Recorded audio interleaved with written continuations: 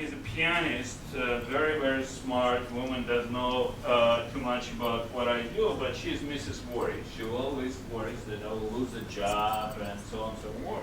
And when she worries, I showed her this slide. And I said, don't worry, I will have this job forever. Look at this slide. Actually, when I first time saw it, I thought it was made up slide, but then in one of the conference I met the guy who did this research. So basically this slide says that in order to have one success on a marketplace, we have to waste 2,999 ideas. Because only one of these 3,000 will succeed. It's incredible waste. We actually don't allow this to happen in any other part of our life. When I talk with CEOs of different companies, I do it, twice a week.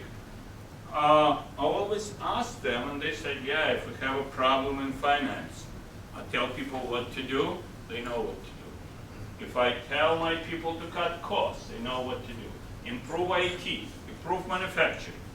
The only place where we don't know what to do and how to predict our results is the area where brain is important. Not like in other areas it's not important, but we believe that he is more important. And why it is? Because it's tough. Because it's tough, and there are a lot of killers, as we call it, around. This is my list. You probably have a different list. But this is Sam's Kogan list, and because I'm a president of the company, everyone in Gen 3 believes that it's a right list. People who don't believe don't work with the company anymore. And this is innovation killers. I will not go through all of them, because the focus of my speech, and Hitendra, as nice as he is, gave me only an hour. The focus of my speech to show you the way to eliminate these killers, or disregard them, or live without being scared of them. But look at some of them. Project constraints. This is one of the biggest management tools that every manager, including myself, include. Okay, I want you to do a great thing, but I'll give you a limited budget. You should do it yesterday, and don't use too many people, right? And by the way, don't change parameters too much, because we already have a manufacturing process to fit it. So if you put too many constraints on what you do, you cannot be innovative. Or you make your life much more difficult. Psychological inertia, this is the killer of everything. What is psychological inertia? It's our nature, because we as human beings think in patterns. This is the only reason for us to survive. We learn patterns and we repeat them. We don't think that after you put your right foot forward, you have to put your left foot forward, right? This is a pattern. We do the same in our professional life. We think in patterns. If I have to increase temperature in a room, what do? And heat up this room. Why? Because every time when I needed to do it, it worked. By the way, do you know how many ways to exist to increase temperature? Any guesses? It's supposed to be smart people. Any guesses? Fire. Yeah, good. How many? Name anything. I'm on a clock. I have only an hour. 57. Why? Yeah, 56. And by the way, heating is the least effective of them. But now we use it because this is how we think. And breaking psychological inertia is one of the toughest goals that exist.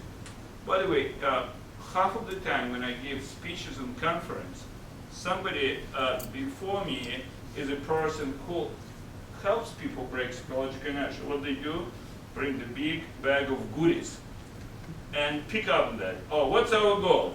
Increase productivity. I have my glasses. How does it help us to increase productivity? And we all start thinking, we say, hey, maybe we need to focus on the areas, oh, great way to break psychological inertia. You cannot teach that. You cannot predict results. So it's not the way of breaking psychological inertia. It's a way to kid yourself that you can break psychological inertia by playing tricks. Solving the wrong problem is another very serious killer. What I mean by that, if I have a headache, and I do have headaches because I'm a consultant, what should I do? Aspirin. Take aspirin. Great. Don't complain. Yeah. And if I tell you that in order to eliminate my headaches, I need to buy a new pair of shoes, you will tell me that I'm crazy. But at the end of the day, this is the real solution. This is the problem that I need to solve, how to buy a new pair of shoes. You know why?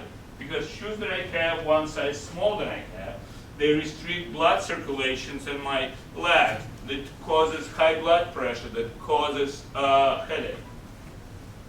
By taking aspirin, I'm solving the wrong problem. And if I'm solving the wrong problem, my headaches will continue coming back and back.